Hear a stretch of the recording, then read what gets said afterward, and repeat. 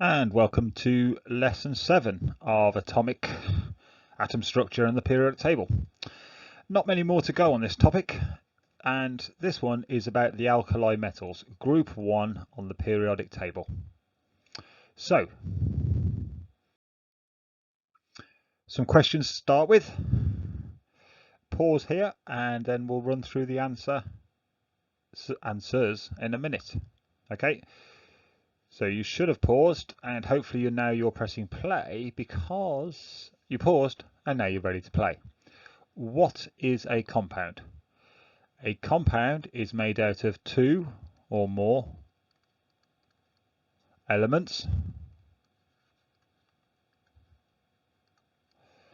bonded or chemically bonded together.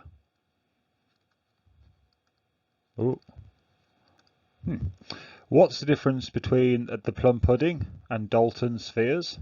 So Dalton was first with his little round sphere, and the plum pudding has a ball of positive charge with negative electrons inside the positive charge. Draw the particle diagram for a liquid.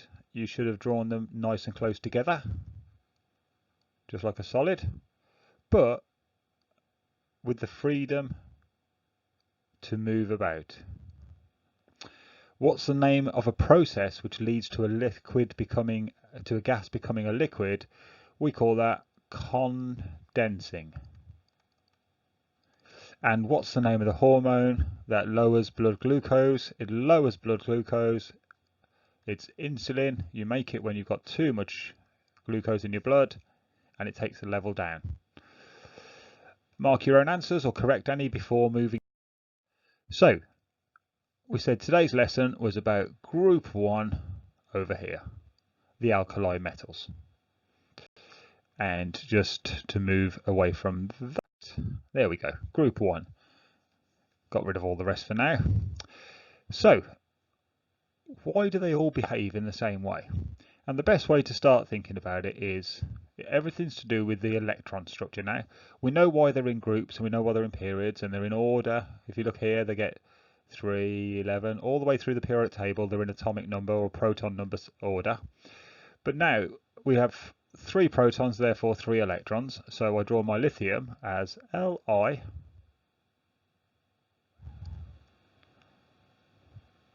I draw 2 in my first shell of electrons, and I've only got, because I only had 3 in total, so I can only put 1 in the next shell.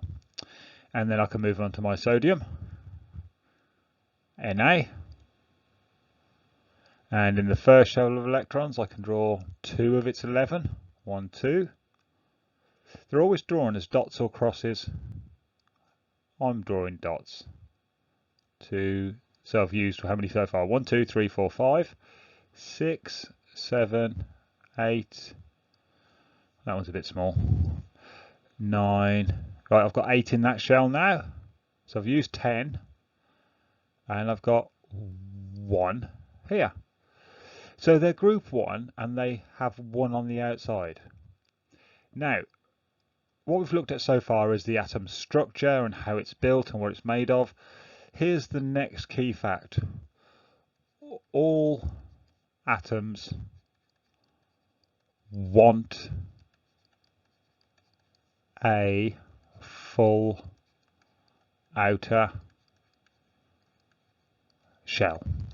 That's the whole point of reacting. That's why they all want a full outer shell of electrons.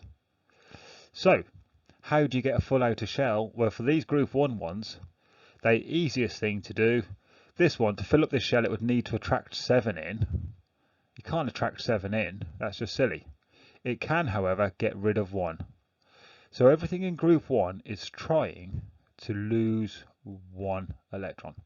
So what it's going to look for is, it's going to look for other chemicals where it could lose that 1 electron to.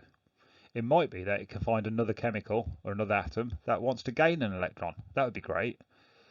But either way, to get rid of 1 makes group 1, these are called the alkali metals, as was on the title.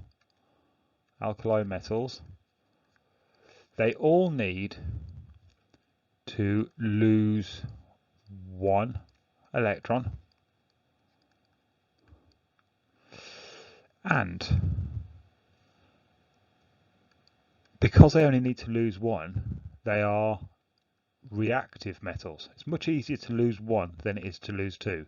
Reactive. They're reactive. Now, to give you an idea of how reactive, I'll change colour pen. Blue. This one's sodium. If you put it in water, it bursts into flames and burns extremely hotly, usually with a whitish flame. It actually burns orange, but it's so hot because there's so much heat given out. It's such a fast reaction. In school, we have this one stored away in a locked cabinet and stored in oil. It has to be stored under oil to keep it away from any water, otherwise it would just burst into flames. This one is allowed in some schools. Some schools have banned it, some of the local authorities, and others, potassium, allow it. And it's allowed under controlled conditions by a qualified teacher with a risk assessment. And if you drop that into water, it burns extremely quickly and sometimes it explodes. So it's seen as quite dangerous. These ones, you are not allowed. You cannot get. The school cannot order them, even from any sort of chemical supplies. They may be used in some explosives, etc., but there'd be no reason for having these in a school and seen as far too dangerous. So how would you ever get to see them? Well, in school, your teacher would drop that into water, then drop that into water, drop that into water, and you'd all be sitting well back behind a safety screen. We'd all have our goggles on, and we'd hope for the best. No, we wouldn't. We'd have done a risk assessment, we'll make sure everyone's safe, and we use tiny amounts. That's all we can have, and there's guidelines over the size and everything. So when you return to school, you will see that experiment. What I'd like you to do now is type this into your internet web browser or search for Brainiac alkali metals. And in the video, what it does, it shows you a little bit about what potassium does, the one we're allowed, the burning on water, but then it shows you the next two down. It shows you rubidium and cesium when they are thrown, tiny amounts thrown into a bath full of water. So please watch that video and then come back to this video and press play again.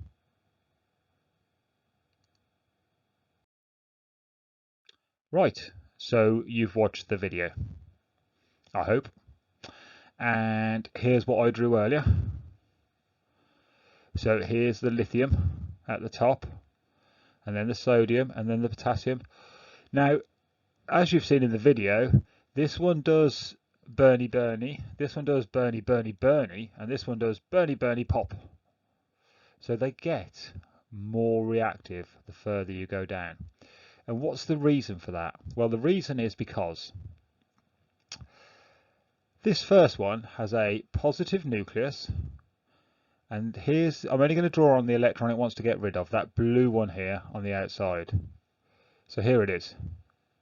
That one is quite close to the positive. What do negative and positive do to each other? They attract.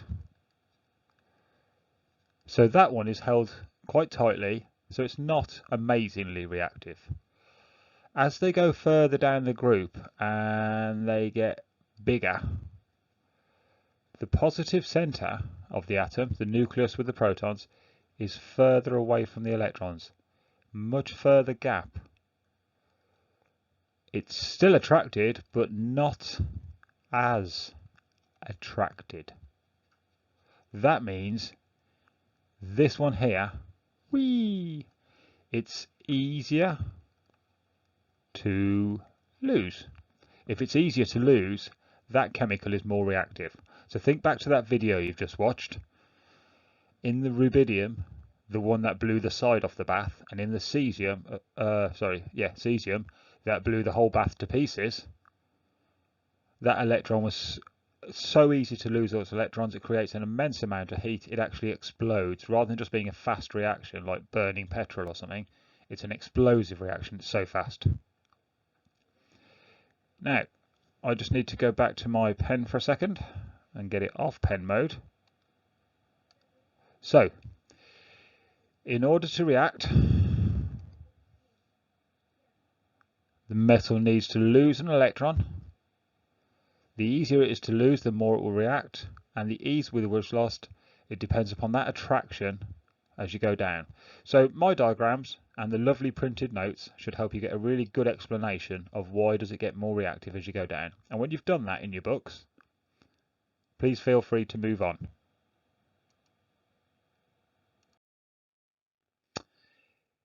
Here's the next trend in the group, and you don't need to do this. You don't need to copy the table, yes. Do not plot a bar chart. We'll do that with graph paper when we're back in school. Describe the trend in the melting point. So these are metals, but look at this. This one melts at 98 degrees. It turns into a liquid. This one melts. So as you go down the group, what's the trend in the melting point? And if you have a look at that, 3 marks. Now the important thing is whenever you're asked to do this sort of thing in a science exam situation is that you use some evidence. So for example, I might start off by saying lithium is at the top of group 1 and it has a melting point of 180 degrees Celsius. And as I move down the group, the melting, so you can go like that and give examples from the data. That's why it's 3 marks and not just 1. Okay, so copy that table please, and underneath it, describe that trend. And that's what your teacher will look for in the photo of your work or your Google Doc when you hand it in. Okay, so now, what do group 1 metals all do? Now I'm going to try and choose a pen that will show up over this absolutely horrible background colour. We will call it deep mustard. Sodium's been used as our example of our alkali metal, but I could replace that with potassium. They all react with oxygen and they form oxides. Now for higher paper, there's this symbol equation as well. For foundation, just stick with the word equations for now. So the first thing they do, so you'll be writing it in a way like this. All group 1 metals, and you'll say number 1, they react with oxygen. Number 2, they all react with chlorine. And there's your example, sodium and chlorine make sodium chloride. Sodium was desperate to lose an electron, chlorine's desperate to get one. That's why they love each other. We'll come on to how they love each other in another lesson. And again for the higher people, as in higher paper people, there is your balanced symbol equation. And the third thing they all do, number 3, they all react with water, and we saw that in the video. Sodium and water make sodium hydroxide, and actually look, it kicks one of the hydrogens out of water, and that's the formula there for sodium hydroxide. Hydroxide, this group, OH. That needs to go in your glossary. Hydroxide. Hydroxide means an OH group. They are all alkalis. Hydroxides, OH, are all alkalis. And now, hopefully, you can see why they get their name. They get their name because when they react with water, they make alkalis. And then the last thing on this page, there's a little challenge question over here. And I don't think it's challenging at all. Why do we keep it in oil? Just add that to underneath your 3 reactions of sodium. That'd be great. Move on when you are ready. Okay. Write a word equation and a symbol equation. So this is finishing the lesson off now.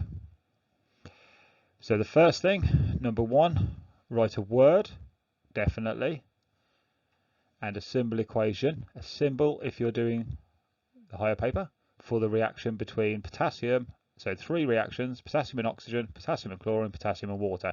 You've just done it for sodium, so you can look back and get help from that, if that helps you. It's exactly the same, but you're replacing sodium and potassium. If you don't need to look back and get help, even better. In the reactions that were just drawn, there's some state symbols, but I wouldn't worry about that too much for now because we haven't done that yet this term. So do that if you get it. And then the third one. A student drops 2 grams of lithium into 150 grams of water. Why doesn't it weigh 152 at the end? So look back at that reaction with water. Why might it weigh less at the end? Now, it'd be great if you could write those questions, write the answers next to them, and again, that's what your teacher can look at and see whether you're getting the idea and you've understood the learning in the lesson. And if not, we'll be able to address that in the next lesson, especially if you attend the live ones. Okay, thank you very much and see you next lesson.